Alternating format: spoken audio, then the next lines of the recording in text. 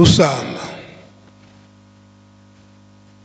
Ensambo zange mfumu wetu Yesu Kristo yozola kwangitata nzambi wase yontwadi wangitata mwanda wavelela bika akwa masikilanga muna yetu tukwa kwa yele mfu se ye mwani tata mwanda wavelela. Amen.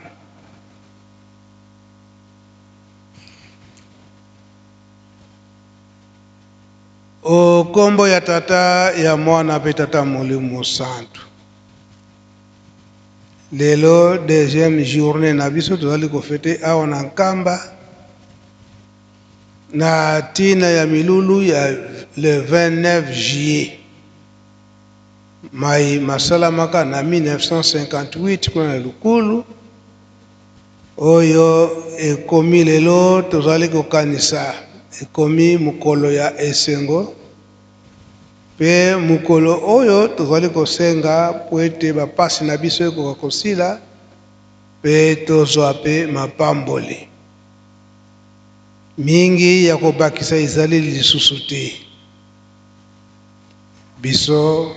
baminganga oyo tozali kosala na lingomba tata Mulimu Santu ya papa Simon Kimbangu pe ba pharmacien ndenge pe tozali accompagné na ba technicien na tongo tolobanaki maebe oyo eutaki na maloba papa ya ngenda tolandaki malamu pe papa Simon Kimbangu njanga ni tango aye kozwa pe nzela toyoki manso ndenge euti koleka na mama ya likambo oyo papa ya ngenda asengi biso ete tozala na bolingo ya makasi kolingana na ntango tozali kolingana tolinga pe musala oyo tondemeli ya pasi ya tata Mulimu Santu tolinga yango makasi oyo ezali ete tozala ba hypocrite te tozala ba hypocrite te tosala musala ndenge bango moko basengeli biso yango ndenge tondimbelaki yango ezalaki tondimaki musala na bango kasi toye kosala hypocrisie tango baza kotinda biso toboyi kotindama na esika wana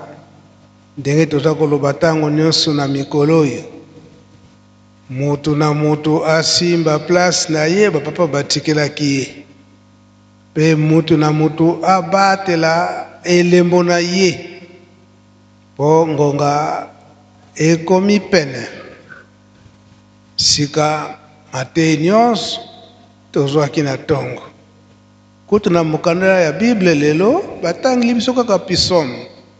pona nini ebani yeke si totondaki na tongo sika etikali tobima libanda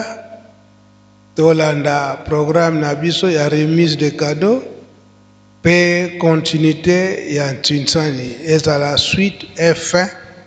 comme ça lobi tokoti na makambo mosusu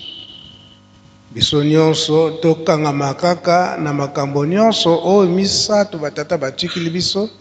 na kati na bolingo mibeko pe misala okomba tata mwa tata Mulimu Santu. Amen. Bika twakubikeno moko twatonda lusiku musu tutambudi kwa sedieto muzola kwa se mwane tata mwanda vilela munkumbwa se ye mwana ye tata mwanda vilela